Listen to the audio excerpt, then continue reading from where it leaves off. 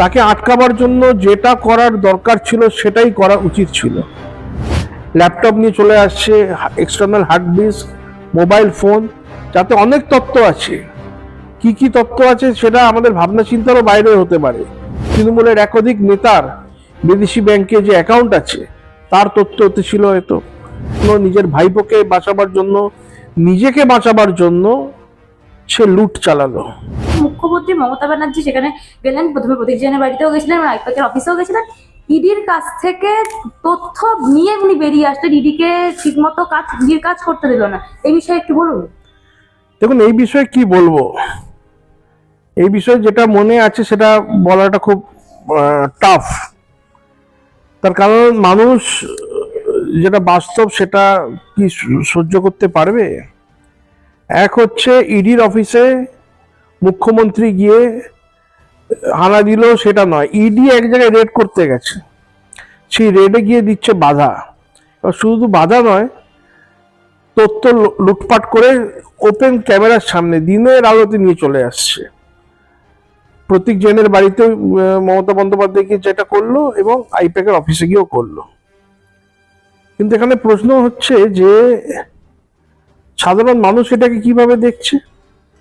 আর দ্বিতীয়, ED red করতে গেছে, বিশাল বড় একটা স্ক্যান্ডেল, একটা স্ক্যাম, সেই দুর্নীতি, তার তথ্য নিতে এবং যা যা প্রসেস আছে সে রেড করছে। ইডির সাথে কজন পুলিশ কিংবা অ্যাডমিনিস্ট্রেশনের লোক ছিল সেন্ট্রাল গভর্নমেন্টের, তারা মমতা বন্দ্যোপাধ্যায়কে বাধা কতটা দিলে। এবং মানে আমি বলবো যে একটু যেন কাজটা আরো ভালোভাবে করা যেত। সে মুখ্যমন্ত্রী হতে পারে, কিন্তু দেশের নিরাপত্তা এবং দেশের আগে সে নয়। তাকে আটকাবার জন্য যেটা করার দরকার ছিল সেটাই করা উচিত ছিল, সেটাই করতে হতো। এটা ভাবলে চলবে না সে একজন মুখ্যমন্ত্রী কি সে একজন মহিলা, এটা নয়। আমরা রামায়ণকালেও দেখেছি যে সাধু সন্তদের বিরুদ্ধে এবং সাধারণ প্রজাদের উপর অত্যাচার করত তারকা রাক্ষসী। তিনি একজন নারী ছিল এবং তার অত্যাচারের কারণে সাধারণ প্রজা, সাধারণ মানুষ, সাধু সন্ন্যাসী সবাই পীড়িত এবং তাদের অবস্থা খুবই খারাপ ছিল। এবং ভগবান রাম শেষ অবধি তাকে বধ করতে বাধ্য হয়েছিলেন। এখানে সে মুখ্যমন্ত্রী গিয়ে ফাইল লুটপাট করে দিয়ে চলে আসছে, ল্যাপটপ নিয়ে চলে আসছে, external hard disk, mobile phone, যাতে অনেক তথ্য আছে। কি কি তথ্য আছে সেটা আমাদের ভাবনা চিন্তারও বাইরে হতে পারে। এরকম হতে পারে তৃণমূলের একাধিক নেতার বিদেশি ব্যাংকে যে অ্যাকাউন্ট আছে তার তথ্য হতে ছিল হয়তো। 2022-এর ফেব্রুয়ারির একটা ফাইল মমতার হাতে কিংবা নিয়ে বেরোচ্ছিল, সেটা দেখা গেছে। তো 2022-এ তো কোনো ইলেকশন কিংবা ক্যান্ডিডেট লিস্ট হচ্ছিল না, তো ওই ফাইলটা কিসের? এরকম অনেক প্রশ্ন সাধারণ মানুষ, গ্রামের মানুষদের মনেও জাগছে। এবং আমরা আজকে এমন একটা পরিস্থিতিতে পৌঁছেছি, সাধারণ মানুষকেই ডিসিশনটা নিতে হবে কি তারা কি চায়। দিনের আলোতে মুখ্যমন্ত্রী তাদের দুর্নীতিগ্রস্ত নেতা, মন্ত্রী, আমলা, তাদেরকে বাঁচাবার জন্য, নিজের ভাইপোকে বাঁচাবার জন্য, নিজেকে বাঁচাবার জন্য সে লুট চালালো।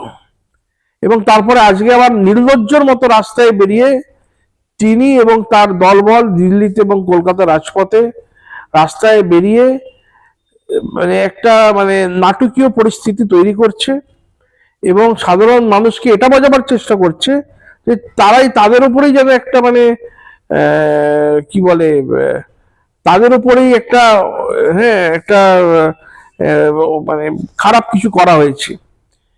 সেই যে দেশের অর্থ লুট করলো তার তদন্ততে বাধা দিচ্ছে উল্টে, সেটা যেন ঠিক তার বিপরীত ন্যারেটিভ সেট করার চেষ্টা করছে। এবং আমি অনেকদিন আগে থেকেই বলছি, পশ্চিমবঙ্গের পুলিশ, কলকাতার পুলিশ, এর বেশিরভাগ অংশ দুর্নীতিগ্রস্ত এবং এরা সাধারণ মানুষের এবং দেশের বিরুদ্ধে কাজ করছে, লোভে হোক কিংবা ভয় হোক। এবং এই যে মমতা লুট করে আনলো, তার সাথে কারা ছিল? কলকাতা পুলিশের লোকজন ছিল, তারা একসাথে নিয়ে ফাইল লুট করলো। এর আগেও আমরা দেখেছি যখন রাজীব কুমারের বাড়িতে যখন ইডি না সিবিআই হানা দেয়, তখন Kolkata police CBI on duty অফিসারদের পার্কস্ট্রিট থানার লকআপে বন্ধ করে দিয়েছিল। তখন তো সিএম ধর্ণা দিয়েছিল। তখনও সিএম ধর্ণা দিয়েছিল। তো প্রত্যেকবার এখন বাংলার মানুষ সেটা দেখতে চায় যে এখন সিবিআই কিংবা সেন্ট্রাল এজেন্সি কিংবা সেন্ট্রাল গভর্নমেন্ট কি করবে। এবং এই ঘটনার পর এখনো সুপ্রিম কোর্ট সুমোটো কোনো স্টেপ নিল না। তো এরকম ঘটনার পর যদি স্টেপ না নেয় তাহলে কবে স্টেপ নেবে, কখন সুপ্রিম কোর্ট স্টেপ নেবে যদি এত বড় ঘটনার পর সুপ্রিম কোর্ট স্টেপ না নেয়? আচ্ছা, সিএম মানে মমতা ব্যানার্জি যে আমাদের হোম মিনিস্টার, মানে আমাদের অমিত শাহ, তাদের বলছে ন্যাস্টি হোম মিনিস্টার, নটি হোম মিনিস্টার, এরকম ভাষা ব্যবহার করছে, এরকম করে অ্যাটাক করছে, এই বিষয়ে কি বলবেন? তো কিছু বলার নেই, উনি যে ক্লাসে বিলং করে কিংবা যাদেরকে নিয়ে উনি চলে সেরকম ভাষাই উনি বলছেন। আমি যদি এখন বলি আপনার চ্যানেলে আমি মমতার মুখে একটা ঘুষি মারবো, সেটা কি ভালো লাগবে? ভালো লাগবে না। আমি যদি আপনার চ্যানেলে বলি মমতা বন্দ্যোপাধ্যায়কে ওটা আটকাবার জন্য কেন তাকে আগে সিপিএম যা করতো চুলের মুঠি ধরে বাইরে বের করে দিল না, সেটা শুনতে ভালো লাগবে? ভালো লাগবে না। কিন্তু দেশের সুরক্ষার জন্য, মানুষের ইন্টারেস্টের রক্ষার জন্য এজেন্সিদের যেটা করার সেটা করতে হবে। আচ্ছা, উনি বলেছেন যে বিজেপির অফিসে যদি রেড করা হয় তাহলে বিজেপি কি করবে, এই উক্তি মানে কালকে এই অভিযোগও উনি করেছেন যে যদি বিজেপির অফিসে গিয়ে ওনার লোক বা উনি রেড করেন, উনি রেড করার কে? উনি এই কথাটা বলছেন। ওই তো Kolkata police on duty CBI অফিসারদের অ্যারেস্ট করেছিল। কোনোদিন দেখবো হয়তো এখানে ওনারা দেশের প্রেসিডেন্টের নামে একটা এফআইআর করে তাকে অ্যারেস্ট ওয়ারেন্ট বের করছে। কোনো কিছু অসম্ভব নয়। কলকাতা পুলিশ, বেঙ্গল পুলিশ এবং মমতা বন্দ্যোপাধ্যায়ের জন্য ওরা যা ইচ্ছা তাই করতে পারে। তাই জন্য অবিলম্বে পশ্চিমবঙ্গে নয় প্রেসিডেন্ট রুল লাগানো হোক, আর নয় আরো শক্ত হাতে কেন্দ্র সরকার এবং যা এজেন্সিস আছে এদেরকে চেপে ধরা হোক। তাছাড়া বাংলার মানুষের শান্তি নেই। কিন্তু আইপ্যাকের অফিস যে রেড বা প্রতীক জেনের বাড়িতে রেড, তো ওনার এত ভয় কিসের? তার কারণ হচ্ছে দুটো। এক, ওনার যত দুর্নীতিগ্রস্ত নেতা মন্ত্রী আমলা আছে, উনি এবং ওনার ভাইপো আছে, এদের নাম প্রকাশ্যে আসবে। দ্বিতীয় আরেকটা পয়েন্ট আছে যে দেখুন এটা একটা যুদ্ধ, পলিটিক্স আজকের দিনে একটা যুদ্ধ। আগেকার দিনে আমরা দেখতাম যুদ্ধে গুপ্তচর থাকে। তো হয়তো তৃণমূলের যে গুপ্তচর অন্য দলের ঢুকিয়ে আছে তাদের নামটাও বেরিয়ে আসতে পারে। তাদেরকেও আটকাবার জন্য, তাদেরকেও শিল্ড করবার জন্য মমতা ঝাঁপিয়ে পড়েছে। শুধু দুর্নীতিগ্রস্ত না, গুপ্তচরদেরও বাঁচাবার জন্য হয়তো উনি ঝাঁপিয়ে পড়েছেন, এটাও হতে পারে। আজকে দেখা গেল যে অমিত শাহের যে অফিস দিল্লিতে, তার সামনে মহুয়া মিত্র সহ তৃণমূলের আরো 7 জন নেতা নেত্রী সবাই মিলে ওখানে ধর্ণা দিয়েছেন। এবার তাদেরকে পুলিশ তুলে নিয়ে গেছে, সেটাই স্বাভাবিক। কিন্তু এই বিষয়ে পশ্চিমবঙ্গে একটা ঘটা বিষয় যে ইডি রেড করে, তার জন্য অমিত শাহের অফিসের সামনে গিয়ে ধর্ণা দিতে হচ্ছে। দেখুন দিল্লিতে ওরা একটা সিন ক্রিয়েট করতে চাইছে। ওরা ভাবছে এইসব করলে হয়তো গৃহমন্ত্রী কিংবা গৃহমন্ত্রীর দপ্তর একটু ব্যাকফুটে যাবে, কিন্তু সেরকম নয়। ওরা লাইমলাইটে আসার চেষ্টা করছে এবং ওদেরকে যেভাবে পুলিশ তুলে নিয়ে গিয়ে বাসে তুলেছে, আমি তো বলবো অনেক ভালো ব্যবহার করেছে পুলিশ ওদের সাথে। এই ঠান্ডায় ওদেরকে বরফ জলে চুবিয়ে দেওয়া উচিত ছিল। ঠান্ডায় বরফ জলে চুবিয়ে দিয়ে ওদেরকে এরকম বরফ জলে ডুবিয়ে রাখা উচিত ছিল, তাহলে ওদের শিক্ষা হতো। বাংলার মানুষদের সাথে এই তৃণমূলের নেতা নেত্রীরা যে যা দুর্ব্যবহার করেছে, যা দুর্ব্যবহার করে চলেছে, যা দুর্নীতি করছে, এদের ওরকম টিট ফর ট্যাট শিক্ষা দেওয়াটাই উচিত। সিএম বলেছে যে ইডির বিরুদ্ধে উনি নাকি কেস করবেন, এবং উনি কেস করেছে। ইডির বিরুদ্ধে একজন সিএম এভাবে কেস করা যায়? ইডির কাজে এদিকে একদিকে ইডির কাজে বাধা দেওয়া হচ্ছে, অন্যদিকে ইডির বিরুদ্ধেই নাকি কেস করা হচ্ছে। চোরের মায়ের বড় গলা। একদিকে উনি ইডির ইনভেস্টিগেশনে বাধা দিচ্ছেন, তথ্য লুট করে নিচ্ছে, আবার যাদের তথ্য লুট করছে, যাদের কাছে বাধা দিচ্ছে তাদেরই ওপর উনি কেস করছে। তো এখানে তো এইটাই পশ্চিমবঙ্গের অবস্থা। তো কি এমন থাকতে পারে যে ওই নথিতে যে সিএম কে নিজে গিয়ে ওইখান থেকে নথি বের করে আনতে হচ্ছে? তাতে সিএম কে সারা পৃথিবীর কাছে, সিএম এবং সিএম এর যারা ক্লোজ অ্যাসোসিয়েটস আছে, সারা পৃথিবীর কাছে এক্সপোজ হয়ে যেত এমন অনেক কিছু জিনিস, যেগুলো উনি নিজে গিয়ে সশরীরে গিয়ে বাধা দিয়ে লুট করে নিজের গাড়িতে ভরে কলকাতা পুলিশ, বেঙ্গল পুলিশের সহযোগিতা নিয়ে সেটা উনি করলেন। এবং আমি আশা করি বাংলার মানুষ, সাধারণ মানুষ অত বোকা নয়, মানুষ এটা দেখছে। এবার মানুষকে ডিসিশন নিতে হবে তারা কি করবে। এই যে আসছে নির্বাচন আছে, তাতে সকল রাষ্ট্রবাদী যে মানুষরা আছে, দেশভক্ত মানুষরা আছে, তাদের একটা কল নেবার, ডিসিশন নেবার সময় এসছে যে এক হয়ে ইভিএম যেটা আছে, ভোট যেটা আছে, সাথে তৃণমূলের বিরুদ্ধে, মমতার বিরুদ্ধে ভোট দিয়ে এই বাংলার কলঙ্কটাকে সারা জীবনের মতো বাংলা থেকে, বাংলা রাজনীতি থেকে সরিয়ে নেবার ব্যবস্থা সাধারণ মানুষদের করতে হবে। মুখ্যমন্ত্রী অভিযোগ করছেন যে ওনার যে পার্টি লিস্ট বা ওনার যে স্ট্র্যাটেজি, সেই স্ট্র্যাটেজি নাকি চুরি করা হচ্ছিল, ইডি নাকি সেই স্ট্র্যাটেজি চুরি করতেছে, এর জন্য নাকি বিজেপি দায়ী। আরে তৃণমূলের স্ট্র্যাটেজি, তৃণমূলের ক্যান্ডিডেট লিস্ট, তাতে 2022-এর ফেব্রুয়ারির কি সম্পর্ক? এক নম্বর। দ্বিতীয়, উনি এত বাংলা ভাষা নিয়ে কথা বলে, বাঙালি নিয়ে কথা বলে।